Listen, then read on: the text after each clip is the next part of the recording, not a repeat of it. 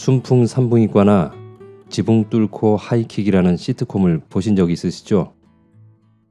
2000년대 초반에 TV에서 방영되면서 선풍적인 인기를 끌었던 시트콤 드라마들이었죠. 어째 거기에 나오는 사람들은 매번 하루도 빼놓지 않고 코믹하고 우스꽝스러운 상황을 만드는지, 보다 보면 그 황당한 사연과 설정 때문에 나도 모르게 웃게 만드는 드라마라서 저는 너무 재밌고 유쾌하게 즐겨보았던 기억이 있습니다.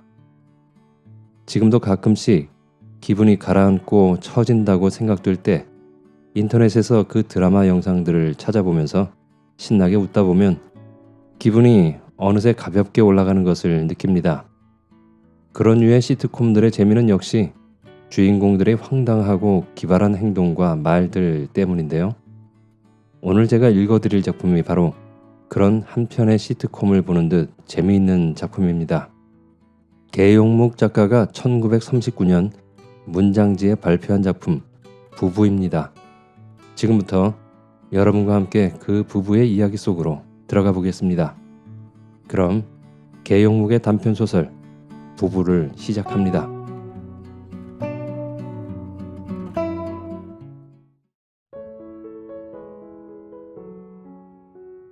부부.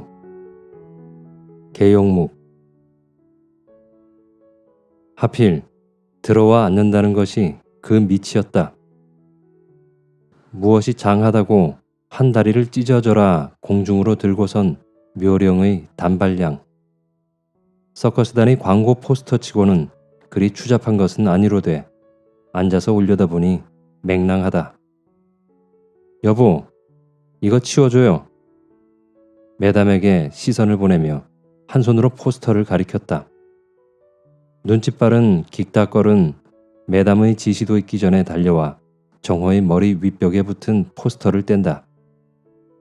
고희. 그러나 고희보다 시보리가 먼저 온다. 시보리 안 써. 안 쓰세요? 안 써. 그리고 담배를 꺼내 왼손 엄지손가락의 손톱 위에 긁을 박으며 성냥. 그러나 그 적엔 커피가 왔다. 성이 가시는 듯이 어이, 성냥 가져와요. 다시 크게 소리를 질러놓고 보니 성냥갑은 이미 탁자 위에 놓여져 있는 것이 있다. 멋쩍게 집어들어 담배를 붙이고 나니 계집은 성냥을 또 가져온다. 할 말이 없다. 말없이 정호는 찻잔을 들었다. 11시가 넘은 다방 안은 한산하기 짝이 없다. 건넌 쪽 야자수 그늘 아래 마주 앉았던 한 쌍의 젊은 남녀가 가지런히 떠나 나가니 정호에게는 들리지도 않는 아베 마리아 곡이 쓸데없이 떠들고 있다. 담배 한 개 필 동안만 기다리라던 한구는 곱잡아 붙인 담배가 반이 넘어 타서도 오지 않는다. 필시 술이 또 과해진 모양이다. 그러나 그것은 그쪽의 사정이요. 정호로서는 이 위약이 여간 불쾌한 것이 아니다.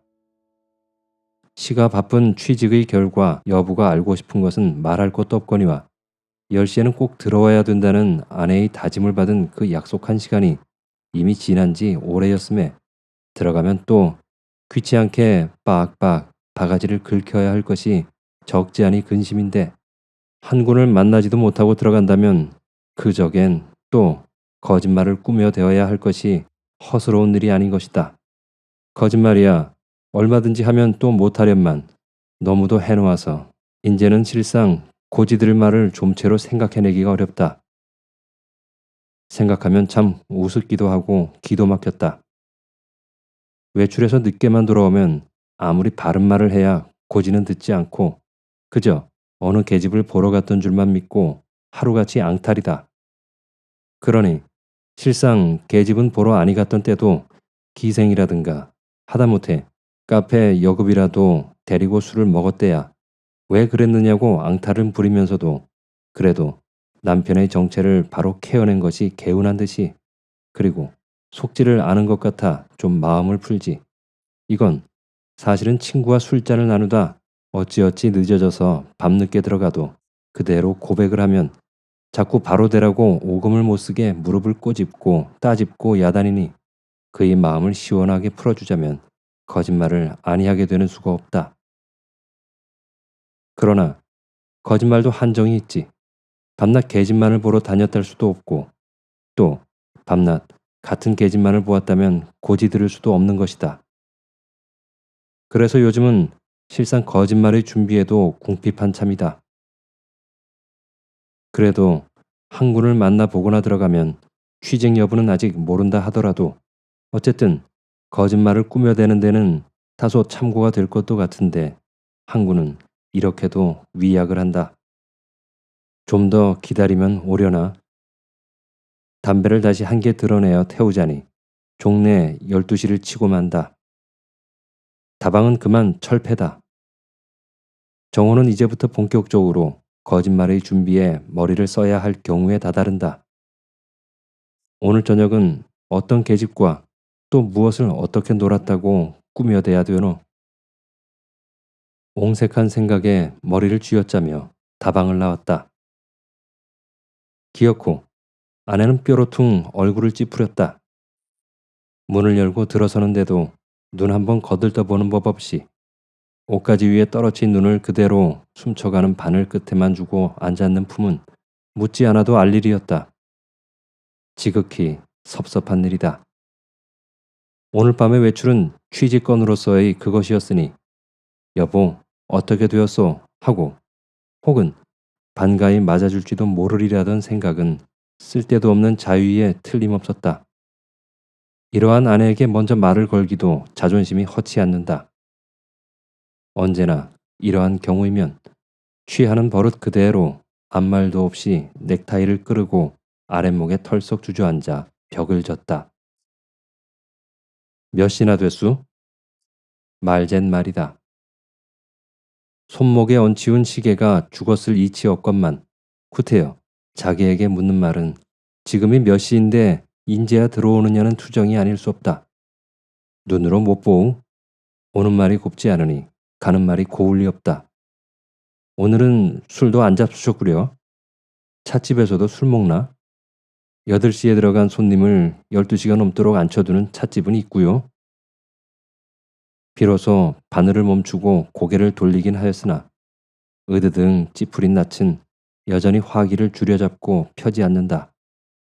글쎄, 당신은 왜 말을 늘 글 비꼬아만 하군 하우? 제가 비꼬아서 하고 싶어 하우? 당신이 하게 만드니까 하는 게죠. 허참. 허참이 아니라 그렇지 뭐예요. 허. 글쎄, 암만 허 하고 얼굴을 나려 쓸어도 전 못 속여요. 속이긴 또 뭐. 그럼 그래 8시에 들어가 여지껏 찻집에만 앉았다 오셨수?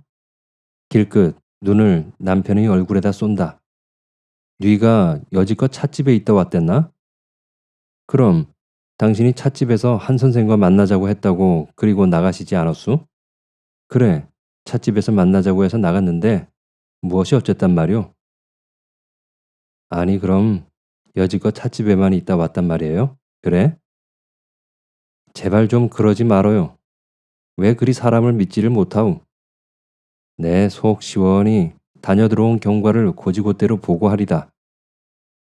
8시에 전원으로 가서 항군을 만나기는 했으나 아직 사장을 못 만나 보았다고 하기에 그러면 이제라도 알아보라고 아무개 회사로 보내고 샹크레르에서 11시에 또 만나자고 약속을 하고는 본정으로 가서 책전을 좀 돌아다니다가 다시 약속한 대로 샹크레르로 와서 기다렸으나 한군이 오지를 않아서 여지껏 기다리다 돌아오는 길인데 무엇이 그리 의심스럽소?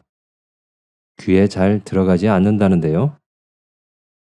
기어이 또 오늘도 거짓말을 듣고야 말려는 심사인가 보다. 정호는 금시 걸어지는 침이 입안에 쓰디씀을 느끼고 입맛을 다시었다. 왜 대답을 못하오? 인제는 거짓말을 못 꾸며대겠소? 아마 취직이라는 건 외출을 하기 위한 구실인가 봐. 언제부터 한군하고 된다는 취직이 이게 벌써 한 달이 넘었은 넘었지. 한 달에 하루라도 모자라지는 않았을걸요? 그래, 바로 못 돼요. 갔던 곳을. 휙 돌아앉으며 일감을 뒤로 던진다. 바로 되지 않으면 어디까지든지 해보겠다는 오투요 태도다. 그러나 이미 말한 것이 거짓없는 고백이다. 물끄러미 정호는 아내의 얼굴을 마주 바라보며 대답할 말에 지극히 빈곤함을 느낀다. 왜? 거짓말을 또 못 꾸며대고 앉았수? 그래 대답하기도 거북한 걸 계집질은 왜 해요, 허길. 내 속 태워주고 가정을 불확해 만들고. 뭐이? 정호의 감정은 순간 아무것도 모를 만치 흥분에 젖어든다. 그럼 계집질을 당신이 안 하고 왔단 말이오? 그러면 자정이 넘도록 글쎄 찻집에만 그냥 있었다는 거야? 말이 돼야죠. 아, 무엇이? 정호는 저도 모르게 물팍을 한 걸음 아내의 곁으로 미끄러져 놓는다. 제가 그렇게 실수? 네? 이건 묻는 내가 잘못이지. 싫기에 계집을 볼 게 아닌가. 저는 그렇게도 당신 곁을 떨어지고 싶지가 않은데 당신은 참 제 속을 이렇게도 몰라준단 말이오. 정이란 하나만인 것도 당신은 아지요. 둘은 아니고. 그런데도 저를 몰라주는 걸 보면 당신의 정이 가정에서 멀어져 가는 것은 뭐 빤한 일이죠. 빤한 일이에요. 기가 막히는 소리였다. 이렇게도 아내는 자기의 속을 몰라준다. 어떻게도 자기는 아내를 사랑하는 것인고 그 기막힌 사정의 마음을 순간 정호는 아내에게 말끔히 털어 보일 수 없는 것이 말할 수 없이 안타까웠다. 이러한 자기의 속을 아내는 왜 이리도 모르고 의심만 하는 것일까? 그 의심만 푼다면 원만한 사랑 속에 아주 행복한 가정이 이루어질 것 같은데 하니 그 순간 정호는 아내의 그 의심을 어서 바삐 풀어 사랑하고 싶은 마음의 정이 마음껏 자기에게로 건너오므로 또한 그것을 마음껏 받아들여서 정이 서로 얼클어져 보고 싶은 충동이 불일 듯 하였다. 그래서 아내의 마음도 시바삐 풀어주므로 살뜰히 오는 정을 사고 싶었다. 그러니 아내는 얼마나 자기를 사랑하고 싶은 마음에 그렇게까지 자기를 의심하는 걸꼬 하는 생각이 도리어 드디어 무릎팍을 내밀었을 때 쥐어졌던 주먹과 성은 슬프디 슬픈 정으로 돌려 풀리고 만다.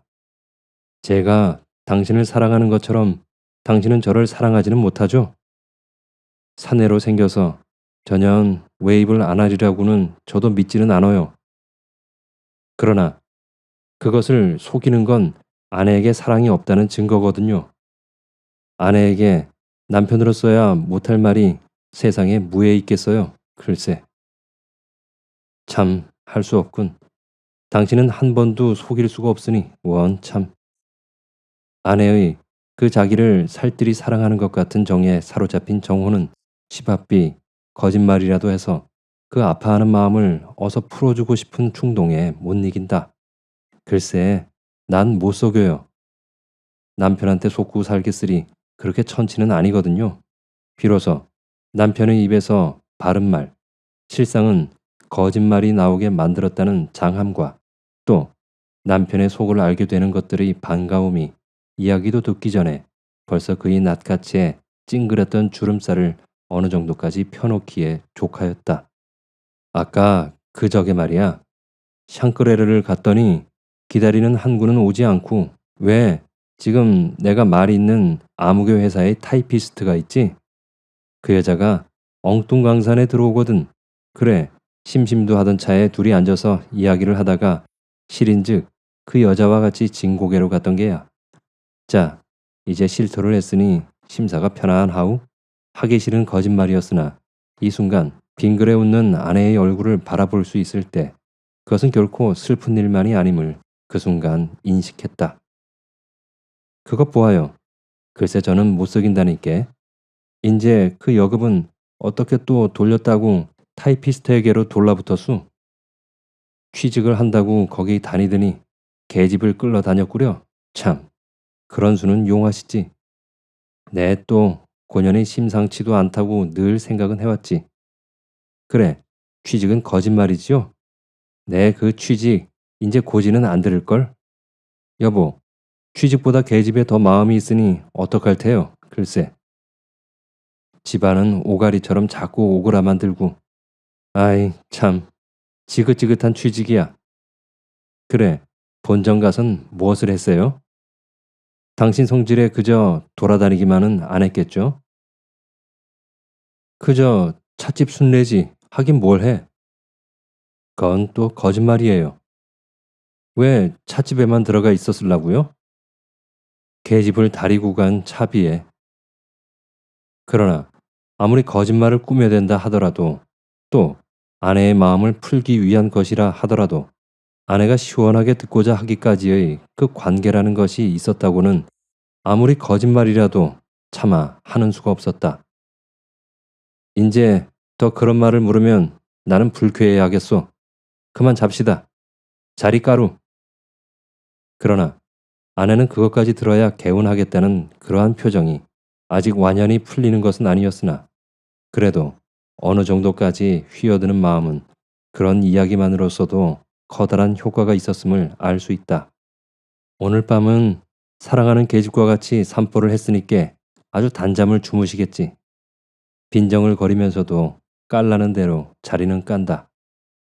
비로소 정호는 한숨을 쉬었다. 이튿날도 저녁 때에야 한군은 소식을 전한다. 그러나 보람 있는 소식이다. 늦었어도 반갑다. 어제 저녁은 실례했네. 술이 그랬네 그려. 전화로라도 못 간다는 말을 알리고 싶었으나 원 선술집에 전화가 있어야 말이지. 그러나 반가운 소식을 이제 전하니 어쩌냐의 노염은 풀리고도 남음이 있을 줄 아네. 되었네. 되었어. 취직이 되었단 말일세. 내 어제 저녁 바로 그 길로 사장을 만나보고 따졌던 것일세. 이제 회사의 일이 정리되는 대로 정식 통첩이 군께로 날아들 걸세. 멀어도 아마 사흘 후이면 될 것이라 아네. 일 없이 바빠 용달을 시키고 못 가네. 나 지금 또 술 먹으러 가는 길이야. 아니 반가울 수 없었다. 실직한 지가 1년. 실로 군색함이 이를 데 없었다. 빚을 내라 빚쟁이한테 모욕을 당하고 반찬값을 내라 아내에게 쪼들림을 받고 여보 이것 좀 와보우. 메신저가 문 밖에 나서기가 바쁘게 정호는 아내를 불렀다. 아내로 더불어 아니같이 반가워할 수 없는 성질의 편지인 것이다. 그러나 아내는 그것이 벌써 무엇인지를 다 아는 듯이 뉘게서 온 거예요? 할 뿐 그 편지를 보기에 흥미조차 느끼지 않는다. 한군이 했어. 같이 반가워할 것을 믿고 알리나. 네. 마지못해 편지를 당기어 보는 채 보고 나서도 반가워하는 빛은 없다. 흡사 무슨 일을 저지른 때의 그것과 같은 태도다. 한군 참 이번에 수고해서 그래도 취직이 될 때가 있긴 있군요. 하는 소리도 힘이 없다. 까닭 모를 일이었다. 아내도 어떻게나 기다리던 그런 취직이었다. 결코 반갑지 않을 이치 없는데 아내의 태도는 그렇지 않다. 낮에 옷감을 끊으러 화신행가를 다녀온다고 할 때부터 어째 낯같이 화기가 없어 보이는 것 같더니 필시 무슨 불쾌한 일이 그 사이에 있었던 것이 아닌가? 그래서 그것이 아직 풀리지 않은 탓인가? 아까 사온 저구리감 그거 얼마라죠? 걔에서 무슨 단서를 잡아볼까 물었다. 3원 50전에요. 그래도 썩 좋지는 못한가 봐요. 요즘 화신엔 사람 많죠? 많다니 웬 옷감들을 그리 끊어내겠어요? 거리는 인제 덥죠? 아니 참 아까운 봄이 인젠 다 가세요. 그러니 원인을 알 수가 있나? 인젠 아침밥 때문에 당신 새벽잠 다 잤소. 말을 돌려 물었다. 새벽밥 짓게 된 걸 잠에다 비하겠어요? 어딘지 그 말 속에는 어감의 부자연한 맛이 깃들인 듯하다. 그래도 그 고소한 아침잠 못 자게 될 게 난 근심인데. 늦잠 못 자기야 저나 당신이나 매일 반 아니겠어요? 가까스로 물어보나 경위를 알 수 없다. 그러나 그 부자연한 맛은 여전히 어딘지 모르게 감출 수 없이 드러나 진심으로의 반가워하는 기색이 없는 것만은 의심할 여지가 없었다. 알 수 없는 채 그것은 며칠이 지난다. 사흘이 지나도 회사에선 기별이 없다. 오늘이나 있으려나 해도 내일을 바라보게 만들었다. 그러면 내일이나? 그래도 아닌 것을 한 주일을 기다려서도 소식은 있는 것이 아니다. 오늘도 아침 체부를 눈이 빠지도록 기다려 보았으나 문 앞을 그저 지나가고 만다. 필경, 까닭이 있는 일이다. 정호는 더 기다리고 있을 수 없었다. 한군을 찾아 집을 나섰다. 그러나 급기야 한군을 만났을 때의 정호는 뜻도 않았던 사실에 놀라고 도리어 한군을 만나지 않았던 것만 못한 무안에 머리를 못 들었다. 아, 자네 사람을 망신을 시켜도 분수가 있지. 그게 대체 뭐란 말이야? 만나기가 바쁘게 눈이 둥그레서 마주서는 한군의 태도에는 저기 심상치 않은 데가 있었다. 그러나 까닭을 모르는 정호라 멍하니 마주 바라보고 서 있을 밖에. 응? 아니 그게 대체 어찌 된 일이야? 글쎄 일이. 다시 재쳐 묻는 것이었으나 정호로선 그것이 무엇을 두고 하는 말인지 해득할 수가 없었다. 무엇이 어쨌다고 야단이야? 좌우간 건을 말하고 봐야지 무두무미로 원 알 수가 있나? 말 다 해야 알겠나? 자네 취직건 말이네, 취직건. 아니 참, 그게 어찌 된 일인구. 곧 기별이 있으리라더니. 기별? 하하, 이 사람 참. 일이 어떻게 되었다고 기별이 가겠나? 다 된 죽에다가 코를 떨러 놓았으니. 뭐? 아, 그 회사에 타이피스트를 보고 남의 서방을 빼앗느니 어쩌느니 하고 자네 부인이 찾아와서 욕을 하고 일대 전쟁이 벌어지는 판에 사장 날이까지 그 광경을 목도했다는데? 응? 놀라운 소리였다. 듣고 보니 맞추는 데가 있다. 아내가 한군의 편지를 보고도 반가워하는 표정이 없이 꼭 무슨 일을 저지른 사람 같더니 하는 생각이 선뜻 가슴에 집히는 것이다. 그리고 생각하니 옷감을 끊으러 나갔던 것은 결국 핑계였고 목적은 타이피스트를 만나러 그 회사를 찾아갔던 것이었음을 이제 짐작할 수 있었다. 정호는 입맛이 썼다. 그날 저녁 창졸간 거짓말을 꾸며대일 것이 없어 생각나는 대로 그만 그 타이피스트를 끄집어다 거들었더니 이것을 아내는 고지 듣고 이렇게도 일을 저질러 놓았음에 틀림없었다. 사실인가 그게? 창피한 물음인 줄은 모름이 아니었으나 너무도 의외라 한번 따지어 아니 물어볼 수가 없었던 것이다. 사실이라니 이 사람. 말을 좀 듣게나 글쎄. 그러니 사장이야 자네와 타이피스트와 그 어떤 관계가 있는 줄로 알지 않을 겐가. 그러니 지금 사장과 그 타이피스트와 어떠한 세라고 그 취직이 되겠나. 아 어제 그 회사 앞을 지나다가 자네도 이쯤은 출근을 할 것 같고 해서 들렸더니 제기랄 사장한테 욕만 실컷 얻어먹었네. 그게 무슨 짓이겠나 글쎄. 이까지 이야기하는데 정호는 뭐라고 입을 벌릴 말이 없었다. 어쨌든 자네 연애 사냥은 참 용하네. 몇 번 만나지도 않은 그 계집을 또 언제 그렇게 후렸던 겐가. 관계가 아주 단단했기에 자네 부인도 그렇게 분을 참지 못했겠지. 오직 부끄러울 따름이다. 아무리 허물없는 벗의 앞이라 하여도 그 수치스러운 마음은 정면으로 얼굴을 들고 마주 대할 수가 없었다. 아내가 본래 몸이 허약한 데다 그동안 앓고 나서 정신이 좀 이상한 듯 하더니 그러나 마뜩해 그런 짓이야. 그렇다고 그러니 아내에게 그런 책임을 돌리긴 창피한 일이요. 모른다니 말이 안 되어 이렇게 꾸며는 되었으나 이러한 말이 그의 귀에 고지 들어가 맞기를 바랄 수는 없다. 그러니 그러한 아내로서의 남편인 자기의 꼴이 그의 인상에서 좀채 사라지지는 않을 게라고 보여 속으론 자기의 얼굴을 빤히 들여다보며 입을 비쭉하고 비웃는 것도 같다. 하지만 이미 일은 저질러져서 그러한 치소를 아니밖에는 되지 못하였다. 말없는 한숨을 정호는 속으로 삼키고 수치감의 흥분에 저도 모르게 옆에 찔렀던 손이 부르르 하고 호주머니 속에서 그대로 떨림을 깨달았다. 그러나 집으로 돌아왔을 때의 정호의 손은 아무 작용도 하기를 잊은 힘없는 손이었다. 아이, 지금 돌아오세요? 오늘은 날이 짐작 더운데. 아이, 저 이마에 땀 보셔. 마주 달려나와 모자를 받고 웃옷을 받을 때 일찍이 돌아오면 이렇게도 반가이 맞는 아내가 하는 생각이 몰리었던 그의 손에 힘을 하나도 남기지 않고 온통 빼앗았던 것이다.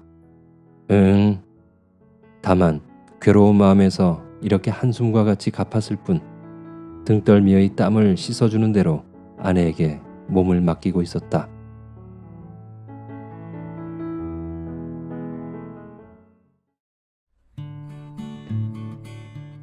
재밌게 들으셨나요? 아내가 하도 믿지를 않으니 어쩔 수 없이 아내의 기분을 맞춰주려고 거짓말을 억지로 지어내어야 했던 남편이 좀 안 됐다 싶습니다. 가지도 않은 술집과 만나지도 않은 여자를 애써 거짓으로 둘러대며 아내의 기분을 좀 맞춰주려고 했던 임기응변식 거짓말이 묘하게도 그토록 기다렸던 취직 자리를 떨어지게 만드는 계기가 된다는 상황이 좀 웃기죠. 그런데 그렇게 되어서도 남편은 아내를 탓하지 못합니다. 왜냐하면 아내가 자신을 너무나 끔찍이 사랑한 나머지 벌어진 일이라는 것을 자신이 너무나 잘 알고 있기 때문이죠. 상황이 좀 과장이 되긴 했지만 서로를 위하는 마음이 깊기에 두 사람은 앞으로도 잘 살아나갈 것으로 보여서 취직 못한 것이 못내 아쉽긴 하지만 두 사람이 앞날에 행운을 빌어주고 싶어집니다. 취직이야 언젠가 또 다른 자리에서 되겠죠. 재밌게 감상하셨길 바랍니다. 지금까지 계용묵의 단편소설 부부를 읽어드렸습니다. 저는 또 다음에 재밌고 유익한 작품으로 찾아뵙겠습니다. 끝까지 함께 들어주신 여러분 감사합니다. 오늘도 행복한 하루 보내세요.